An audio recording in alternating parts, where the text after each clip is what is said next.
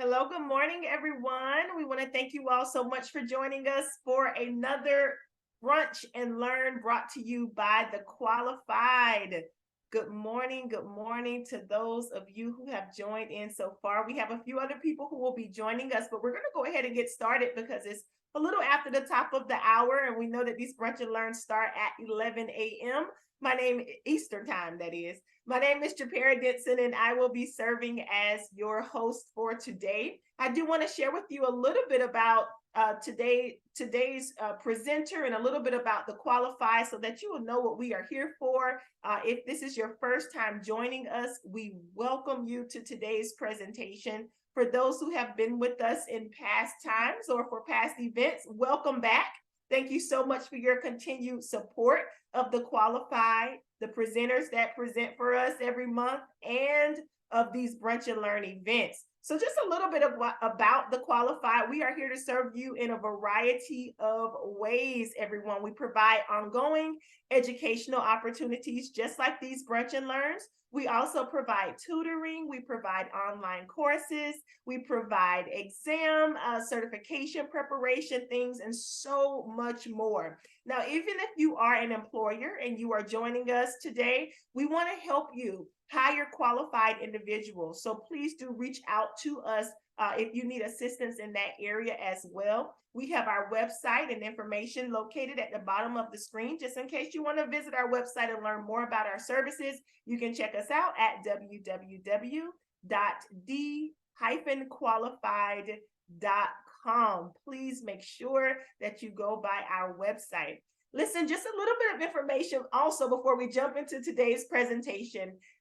We want you to utilize the chat. So those of you who are joining us today, please feel free to say hello to your colleagues who are joining as well. You can drop information in the chat. You can welcome everyone. You can say where you're joining from. If you're interested in connecting with folks via LinkedIn, then please do say how you can post your link or say how your name appears on LinkedIn or something like that so that we can find you. But we want to allow this time to be a great moment of engagement and collaboration. So please do take advantage of the chat. Now, our presenter for today is going to utilize the chat feature as well. So we want you to make sure that you can find it and that you can engage with our presenter, respond by typing answers or whatever you may need to do. But just know that the chat feature is available for you, okay? All right, so today's presentation is going to be an exciting one. We have with us today Miss B. Martinez, and she'll be speaking to us about the importance of volunteering. So how to beef up your volunteering efforts, and all of the information that goes along with that will be shared with us today. So I am going to turn it over at this time to Miss B. Martinez. A little bit of information about B. She is currently serving as a coding auditor with the VA healthcare system. So she's working with the VA healthcare system as a coding auditor. And she recently acquired her master's degree. So we are super excited for B. She's doing wonderful things. And I believe she has a wealth of information to share with us today. So let's welcome her. B, we're going to turn it over into your hands. All right. Can you see me? Can you hear me? We can see you and hear you. Awesome. Awesome. Okay. Let me see here. All right. So good morning. Thank you for joining us, and thank you for the Qualified for having me. I will introduce myself properly. So loved it. I'm so glad you guys can join us. So now a formal introduction of myself. My name is Beatriz. I go by B because it's so much easier. And today we're going to talk about the importance of volunteering with your local association. Before we do that, a little bit about me. Thank you for the Qualified again. I am currently a coding auditor with my local VA, and I did in fact recently just graduated with my master's from Texas State University, so go Bobcats. So that is me, but I have also different versions of me, or should I say different versions of B. Volunteer B is also the secretary and treasurer of our local association, which is the Rio Grande Valley Health Information Management Association, or the RGV HEMA. Professional B, again, she's a coding auditor with the VA. And then regular B, the usual B, you can usually find me playing Merge Dragons. It's a little app on the phone. And if not, you'll find me with my nieces, with my husband, with the dogs, and that's regular B. So again, thank you. And today we will talk about the importance of volunteering with your local association. Can I go to the next slide, please? I'm actually going to stop sharing video just so I know where to look at. But as long as you guys can still hear me, that is awesome. So let's see. Excuse me. Let's see here. Can we get any guesses as to what the dictionary definition of volunteering is? Let's see who has some fast fingers in the chat. Or maybe not even a dictionary definition. What is your definition of volunteering?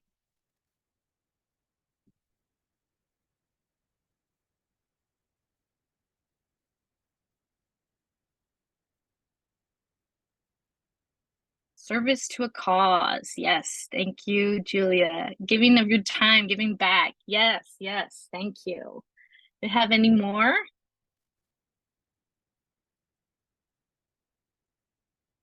All right, let's go ahead and let's see what the dictionary says. Is it A, a person who voluntarily undertakes or expresses a willingness to undertake a service? Is it B, one who renders a service or takes part in a transaction while having no legal concern or interest? Or is it C, one who receives a conveyance or transfer of property without giving valuable consideration? And D, all of the above. And we're going to get, this is the Merriam-Webster definition of volunteering. And that answer is, drumroll please, all of the above. Did anybody guess all of the above? Yes, awesome. So like I said, that is the Merriam-Webster of volunteering as its definition. But as we know, as individuals and as professionals, our volunteering can be in different shapes or forms. But today, we know that as professionals, at least in the HIM field or even any related field, we know that we serve our time either by giving back our advice or even our skills or manpower, and obviously that has an impact to our profession and to our HIM community. Next slide, please. All right, so I have a couple of questions for you guys today, the audience. If you guys can participate in the chat, that would be awesome. So how many of you have previously volunteered with your local association?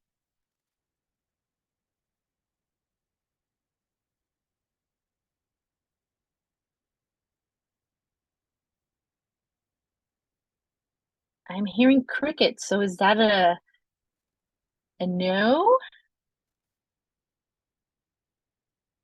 Okay, I'll ask the next question then. How many of you have how many of you currently volunteer? I have not yet. Okay, thank you for answering. The next question. How many of you currently volunteer with your local association? Maybe that's why they're here. Maybe so. Yep. Have not, but would love to. Awesome. Okay. And that was my third question. How many of you would like to volunteer with your local association? So thank you for participating. I know we might not know where to begin, especially with our local association or even our state level association. Yes, I would love to. Awesome. Or even our national association. So hopefully today, at least you get kind of an insight as to how or where to start more or less your volunteering journey. So hopefully you take that with you today.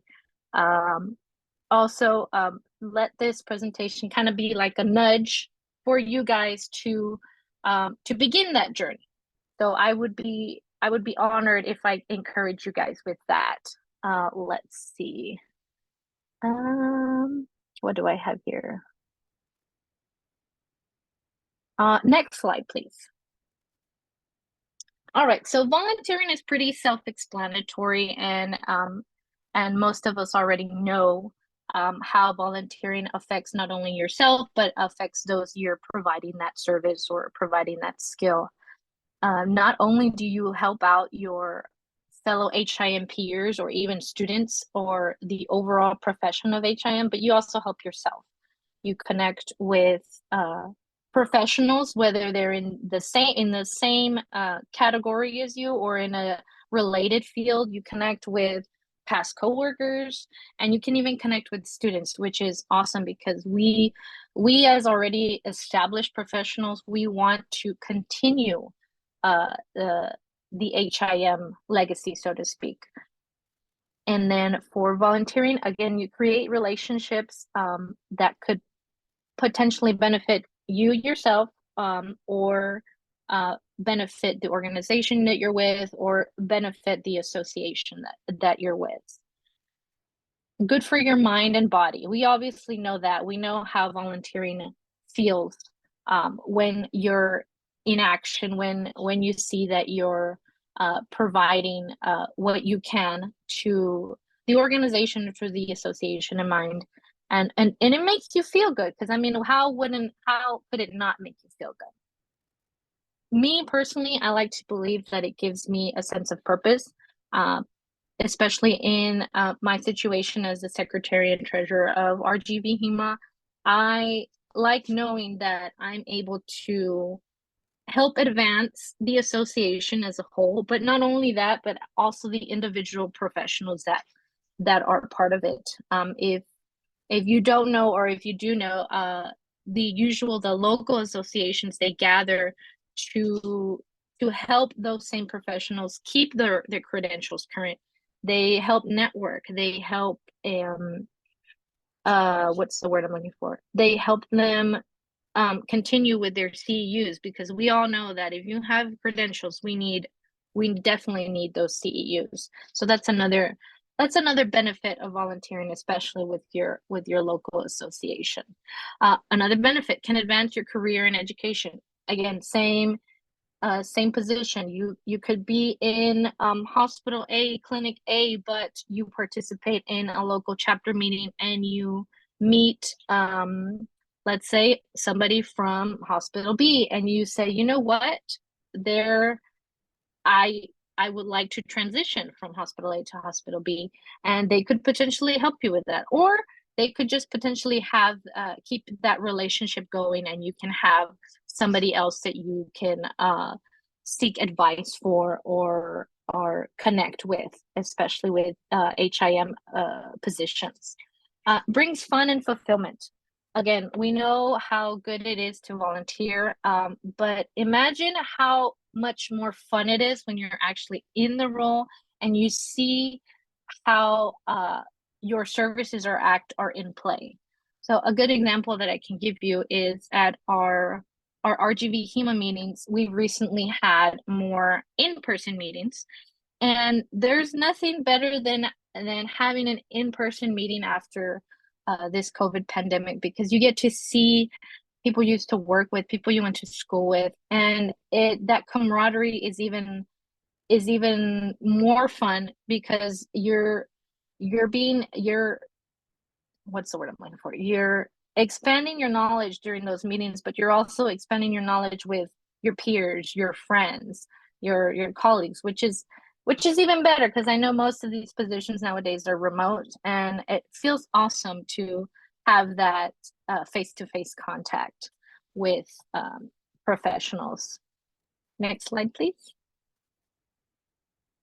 If I go too fast, if you guys have questions, please use the chat. I would love to have you guys participating. Does everyone recognize these logos, these organizations? I hope so. let's see here. So we have the AHIMA, which we know is the kind of semi more popular one, but we also have, I don't know if you guys call yourself a CDIS or a CDIS, but forgive me. I know there could be some of you that belong to this association, but we also have AAPC and HIMSS. HIMSS is the most recent one that I found, but they all have volunteer opportunities. I didn't know. Okay, okay. Lifelong learners, we're here today. Yes, yes. So most of these organizations have that volunteer opportunity in common. I know for a fact our HEMA has their national, what are they, national conventions where you can volunteer to participate in these conventions. And I'm I'm sure the AAPC and HIMSS and the CITES also have those as well. So it's always good to not only look to your local association, but always look to your state and national level. I know HIMSS is also really connected to the schools. I know Texas State University, it was recently or is recently partnered with them, and they were offering those same volunteer opportunities to the actual HIM students, which was an awesome deal. I believe, correct me if I'm wrong, but I believe the HIMSS meeting is going to be, oh no, I just went blank. I was going to say Florida, but I'm not too sure. So forgive me. But again, if you take the time to do the research, each organization will have those volunteer opportunities. Oh, I was right. Yay, in March. Um, so again, these organizations have the those opportunities, and it's always awesome to kind of look into each one, see which one falls into more or less, you can say your goals as to what you want to fulfill with your volunteer time. But again, I encourage you, even if it's local, state, or national, look into it. You never know what you might find. Who knows? Maybe you might uh, be a coder, and then you somehow end up transitioning to the IT healthcare roles. You never know. And again, if I'm missing other organizations, please let me know. I know these are the most kind of popular ones. Um, let's see here. Next slide, please. All right, this might look a little funky, but don't mind it, don't mind it. We're gonna go to the AHIMA's website, and they have a Get Involved section. It is, and I'm only showing AHIMA because I am biased towards them. My credentials are from AHIMA, so forgive me, I am not discriminating against the other organizations, but I am biased towards AHIMA.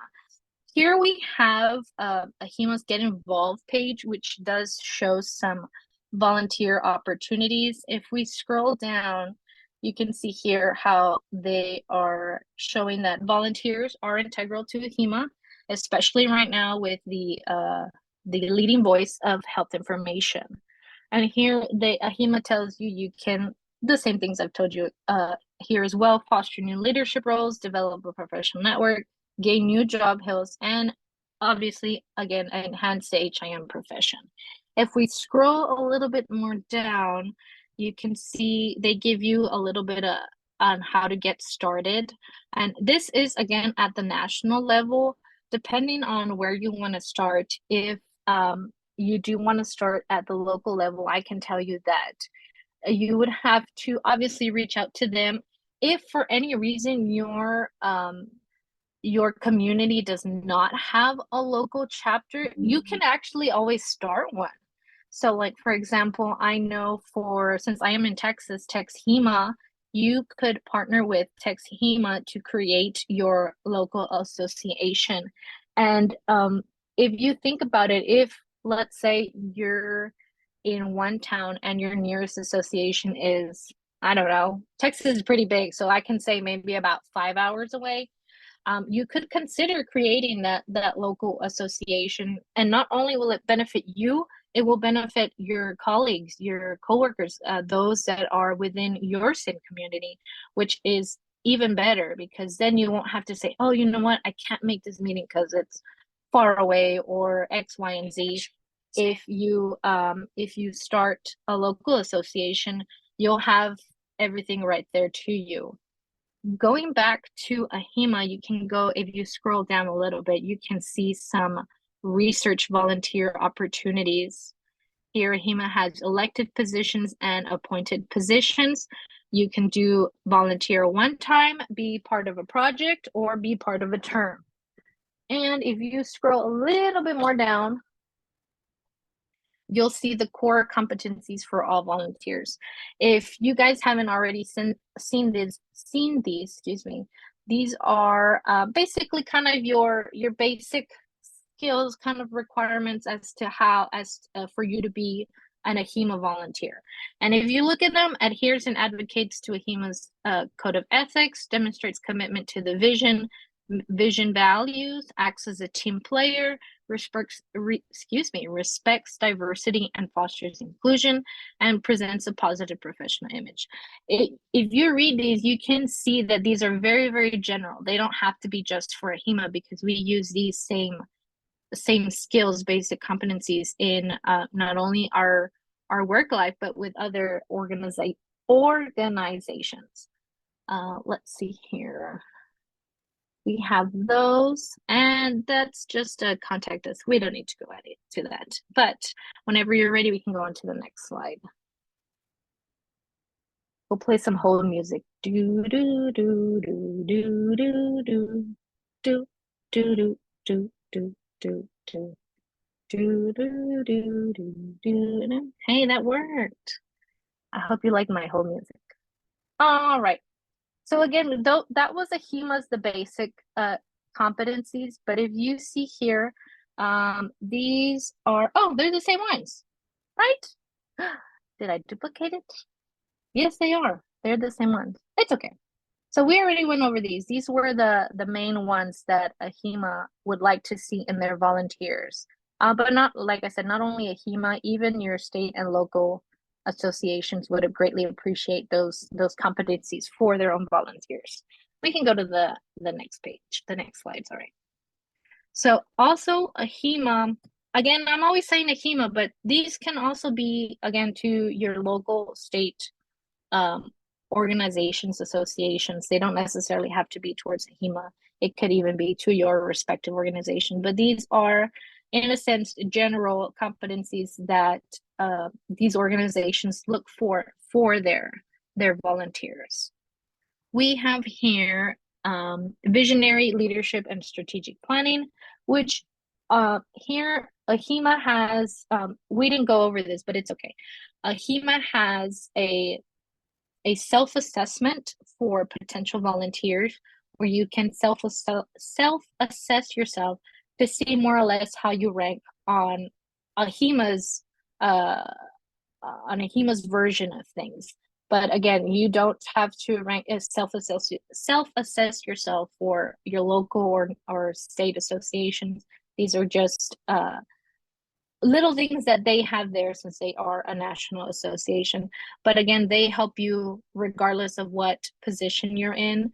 For visionary leadership and strategic planning, they have competencies such as developing strategies to achieve the organization's mission. They have the skills of assessing short-term needs to achieve their long-term goals, prioritizing certain initiatives, and they want their volunteers to lead by change, and they want them to do that by focusing on the internal and the external impacts, and obviously the competition around the organizations. We also have business and resource management expertise and acumen. Again, these are AHIMA's, I don't want to say requirements, but they're sort of requirements. I'm pretty sure there's another word for it, but they want their volunteers to be vigilant, my goodness, excuse me, vigilant about financial and fiduciary responsibilities, identify budgets, develop and articulate value propositions, utilize, I can't speak today, my goodness, utilize the skills of every team member and including yourself. And obviously, we want volunteers to evaluate their own performance and potentially evaluate the performance of others if they're overseeing others. We also have critical thinking, analysis, and problem solving. We all know that we all do a little bit of critical thinking in one form or another. So we want our volunteers to think in the big picture kind of way. We want you guys to think analytically. How can you help the organization in this way? Can we do X, Y, or Z? How is it going to affect, excuse me, the organization? How is it going to affect its members, its board, its excuse me, its legacy? We could also think about its the results that we want, its effective decision making. How are we going to solve problems with effective or potentially ineffective solutions? We also have organizational innovation and transformation, which here they want volunteers to inspire creativity. They want you to act as someone who can implement change, who can understand the complexities of the my goodness, organization. I have to slow down here. Let's see here. What about team leadership? Team leadership. We obviously know that we as whether you're in a leadership role or not in a leadership role, we know that having an effective leader is a make or break for the team. And as a volunteer, you want to be able to create a climate that empowers others. You want to be able to inspire the group. You want to have everyone participate. You don't want anybody to be like, you know what, I should have sent something, but I didn't. You don't want to have those people. You want to have everyone included. You want to connect the team so the team can be aligned with the overall vision or mission or game plan for the association. You want to also have accountability for your team members. You want everyone to be accountable for themselves and accountable for their partners or for their group as a whole. And you also, obviously, you want to gain the trust and respect of your peers or those that you oversee, potentially, however the case may be. And you want them to respect yourself as well. Not only respect your oneself, respect their team, respect the group, and respect everybody. Next slide, please. Development of others, negotiation skills, interactive communication, presentation and technology skills, and HIM practice. These are a couple more that AHIMA has that, again, that it's part of their self-assessment of what they're looking for their volunteers. Not everyone has to have each and every one of these skills, but it kind of gives you a gauge, kind of a baseline as to how you can effectively volunteer, again, with either AHIMA at a national level or with the state and local association. Or do we have any questions? If I'm going too fast. We love AHIMA. Yes, we do. All righty. So development of others. We want to advocate continuous learning. We want to be lifelong learners. If you don't already consider yourself a lifelong learner, then I don't know, maybe you should start, because even if we already have our set, let's say a major, so to say, we'll use that word. If you already have your set major, but you're laser focused to that one lane, so to say, you might not be able to, what's the word I'm looking for? I don't want to say maybe advance or even extend your thinking on other aspects of HIM or CDI or whatever the case may be. You want to be able to continue learning in other aspects. You don't want to just kind of stay stuck in that one section, but you want to be able, as a volunteer, you want to be able to to say that you're that one of the lifelong learners, which we absolutely love, encourage, and hope everyone considers them a lifelong learner. We again motivate individuals. We want to mentor. We want to coach. We want to be able to provide advice to those who are starting out or who are beginners or even those that are already established. We want to be able to have those skills, those capabilities in order to keep the HIM profession going, or even if it's not HIM, to have whatever study, whatever organization that you have. We want to be able to influence others. Again, we want to be able to meet that goal of the mission, the vision, the values, the game plan, whatever the case may be, the direction. We want to be able to influence others. And you can also guide with self-assessment. You can self-assess yourself in order to figure out how you can better assess those that are under you, over you, next to you, however the case may be.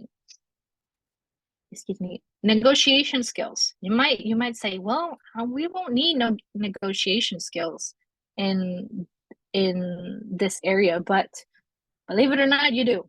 You do. It goes back to influencing others. You want to be able to act collaboratively.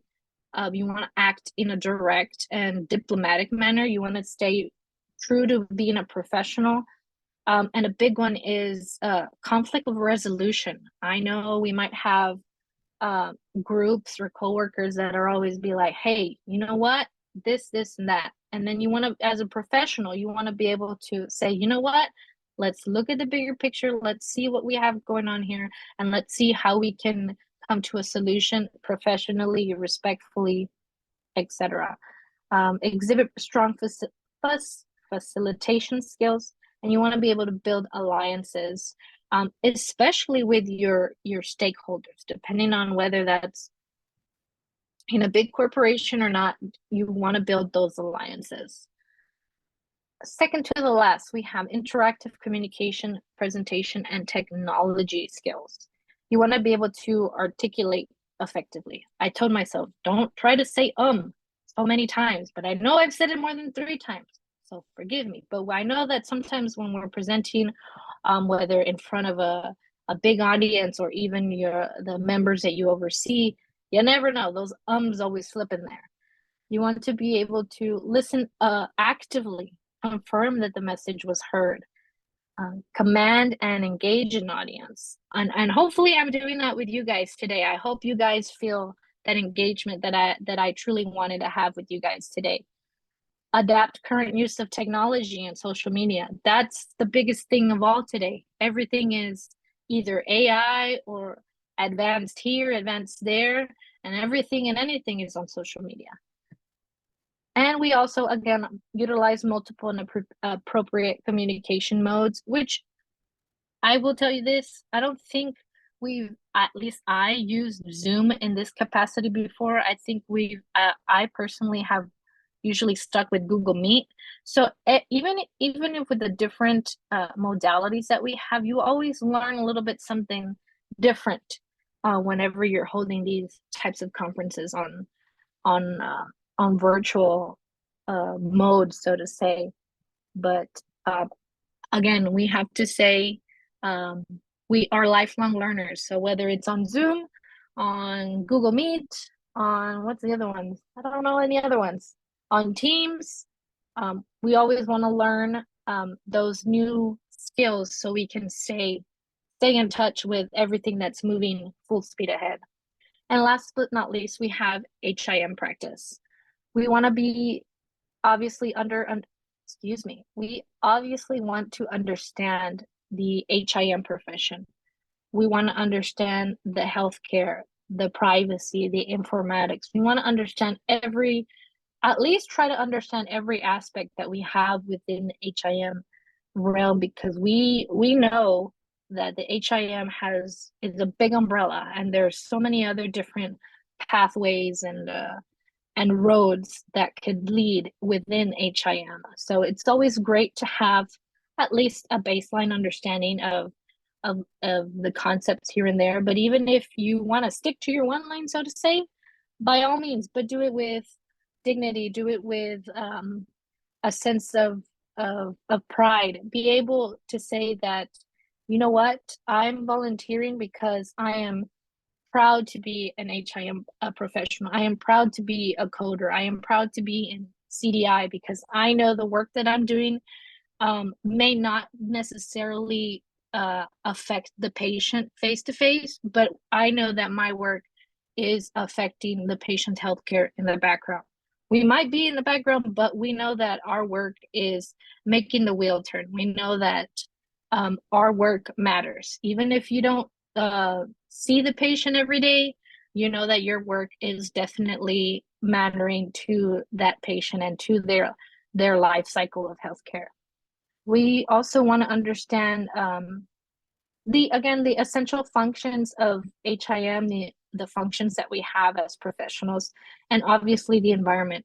Again, even correct me if I'm wrong. I haven't been in the HIM game for that long, but I know I started off remotely, so I never had that face to face interactions with the patients, and I know that kind of makes a difference. And you know what? I'm catching myself in a lie. I did. I did. I previously worked in ROI at a local hospital, and now that I remember, it feels awesome having that face-to-face interaction because even though you're there to work, even though you're there to clock in hours, you know that the work that you're doing, even if it's as simple as fulfilling a medical records request, you know that you're helping that patient or their family continue to whatever you're contributing to their bigger picture, and which is awesome. Even if I know down here where I'm at in Texas, we had a lot of medical records requests for for radiology. Radiology was the biggest one. We would have patients themselves, and we would also have a lot of parents of minors come in asking for radiology reports and images. And knowing the fact that they came to you for help and you were able to help them, whether it was by easily giving them the record or by engaging in a conversation with them, you know that you were able to play a part in that bigger picture. So even if you're doing it for work or you're doing it for fun, do it with pride because it gives you, at least for me, it gives me a sense of purpose, and I hope it does to you too. And we know that we're putting our skills, our knowledge, everything that we learned in theory, we're putting it to play, we're putting it into practice in order to, again, fulfill the healthcare life cycle for the patient, and not only for them, but also for healthcare in general. Excuse me. And I'll leave you with, again, the last thing. And again, it's going to be repetitive. Have that commitment to being a lifelong learner. If you aren't already a lifelong learner, I think we all are in some way or another, some more than others. But as long as you have that encouragement, that fire, that spark to continue learning anything. It doesn't have to be HIM, but if it is HIM, have that spark, have that encouragement to continue learning. If you don't, I mean, who knows what might happen, but if you think about it, if you choose to stay stuck between lane A and lane B, you won't ever be able to find out what else is out there. You won't be able to advance your knowledge an extra step. You won't be able to extend your thinking. And you're probably like, B, well, what does this all have to do with volunteering? It's all connected. It's a circle. We all these skills, all these attributes, all these competencies, they make up oneself. They make up you as an individual, as a professional. And especially in HIM, we need all these skills, all these competencies to continue being the productive HIM professional we are today. We continue expanding, we continue, what's another word, we continue advancing we continue keeping the legacy of HIM alive. Because again, we might be background in the background, we might not, but if most of us are in the background, sometimes they forget about medical records, they forget about ROI, they forget about CDI, or they're always like, you know what, who are those people? Or why are they always bugging? Or so X, Y, and Z. We may not be up front and center like the physicians or the nurses, but we definitely do take a part of the healthcare life cycle, and we should always take pride in it. And we should take those skills and those attributes and be able to share them with others. If it's not your colleagues, start the association. Excuse me. Um, Take those extra steps to begin your local association if you don't have one, or if there it's already started, you know what, make this the leap that you will take to start that volunteer journey. You won't regret it. You won't regret it. If you do in fact and you definitely regret it, well then tell me about it. Message me, whatever, tell me about it. Be like, B, I regret it. I regret it. You said I wouldn't regret it. No, trust me. If you find if you create your association, or if you find the right association, you won't regret it. You will definitely take pride in what you do. So I hope I gave you guys the nudge, that extra nudge to again either start or continue your volunteering uh journey. And if we go to the next slide, we have our references there. And then the last slide here is just a big thank you. I greatly appreciate for your guys' attention. If you have any questions, I would love to answer them. If you don't and are too shy like I am, then you can send me an email. Send me an email. I don't mind. Okay. But again, thank you guys so much. If we do have any other questions, again, I would love to answer your emails or your questions. I'm sorry, I'm already thinking about emails. But yes, thank you, thank you, thank you. Thank you, the qualified. Thank you to our audience. Thank you for letting me talk. Thank you for letting me inform you guys. Absolutely. B, thank you so much for taking the time to share with us. This has been a wealth of information. Definitely some encouragement and inspiration for volunteering with our local associations. And we do hope that everyone will go out and volunteer, because as B has shared with us, your services are needed in your area. Now, there is a quick question in the chat. It's from Dr. Kendra Sabri. She's asking, B, can you show us how to find our local organization? Just in case if there's anyone in the chat or anyone in the call today who does not know how can we find our local organization? Sure. So depending on which organization you belong to, I will use myself as an example. I belong to AHIMA. My credentials are from AHIMA, and I currently live in Texas. So we have our state association, which is TexHIMA. If you look for your respective state, for example, TexHIMA, I believe theirs is texhima.org. You can go on there and they should have a section where you can find your local association. I know Texas is so big that they have us broken down into different sections, but usually through there you can find your local organization, and you should be able to start from there.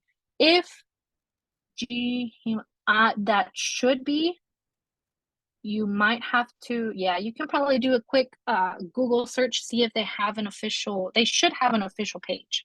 And excuse me, they should have a section there that corresponds to the local associations.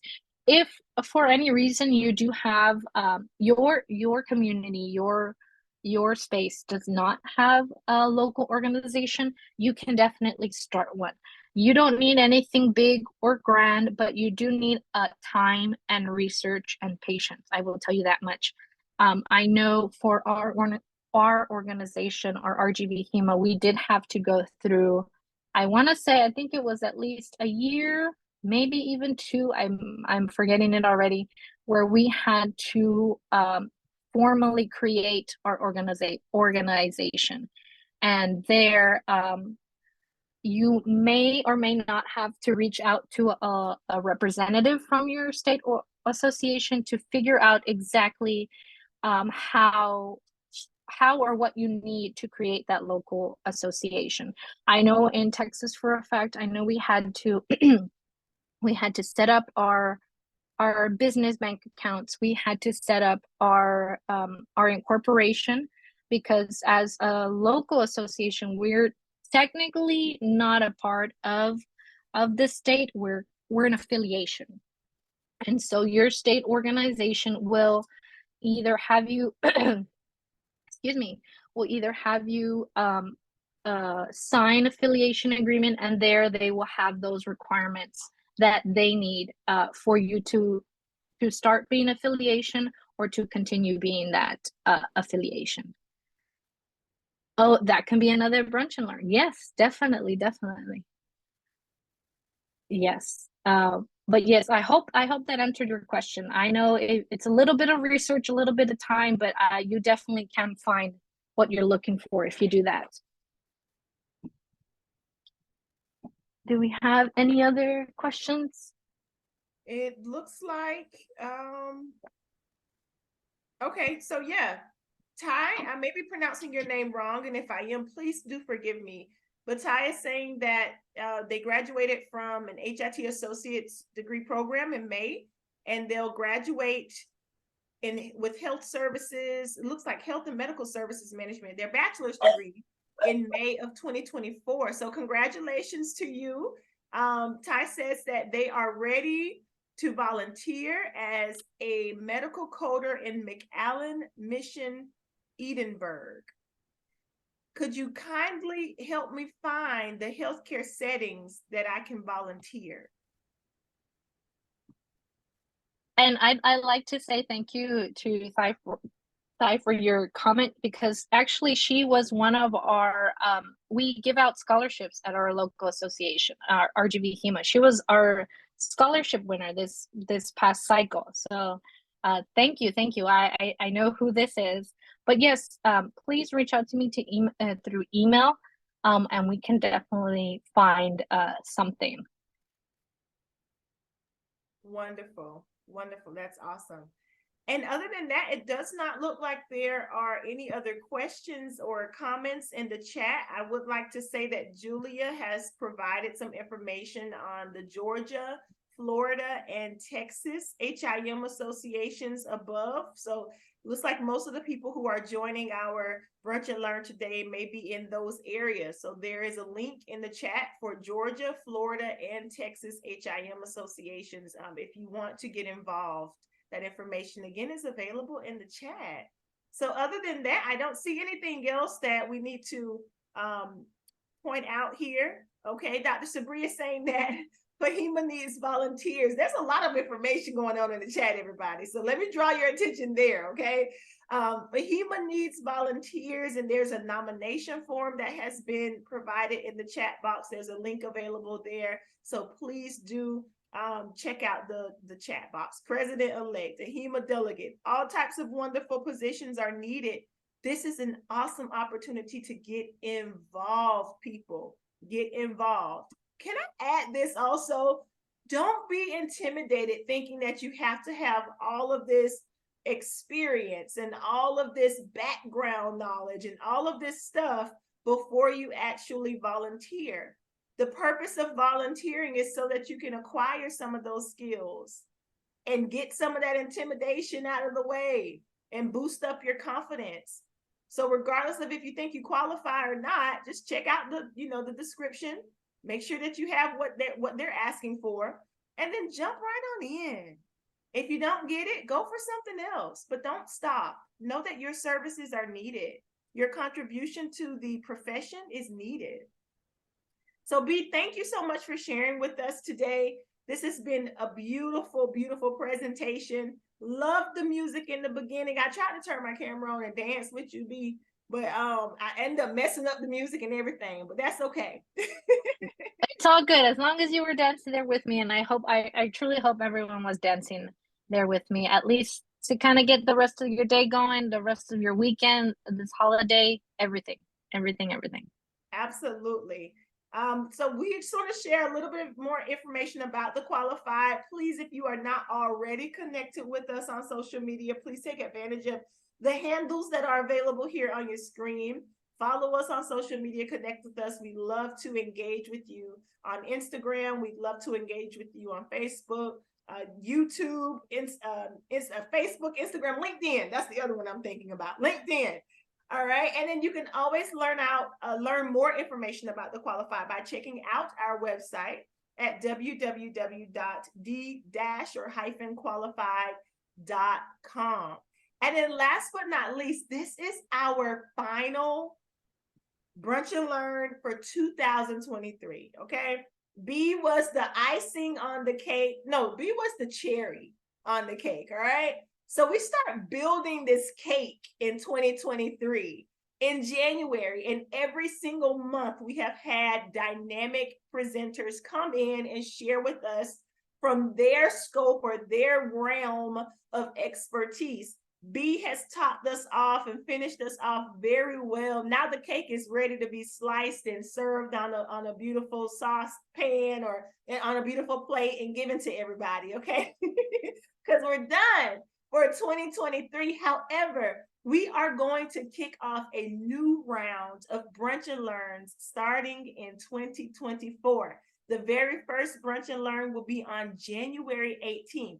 We're going to keep these going every third Thursday of the month for the duration of 2024. The Brunch and Learns will be from 11 a.m. Eastern time until 12 p.m. Eastern time, all right? So we're going to keep that going. Please make sure that you stay tuned and stay connected with the Qualified so just you can learn more about what we have going on and what we have to offer you. We want to ensure that you have the continuing education units that you need to stay qualified. If you are interested in presenting, if you have an area of expertise that you would like to share with our audience, please send me an email. You can contact me at events@the-qualified.com. My email address is right down there to the very bottom of the screen. Please do send me an email if you are interested in presenting at a future Brunch and Learn. All right, folks, that's all we have for you for today. We want to thank you so much for your time. Like B said, we appreciate the Qualified for providing this service to us all. B, thank you so much for taking time out of your day to be with us and share with us about the importance of volunteering.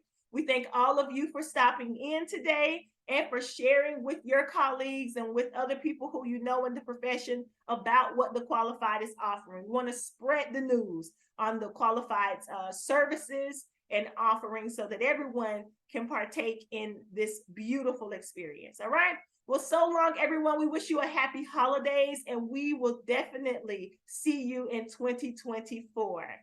Bye, everyone. Have a good day.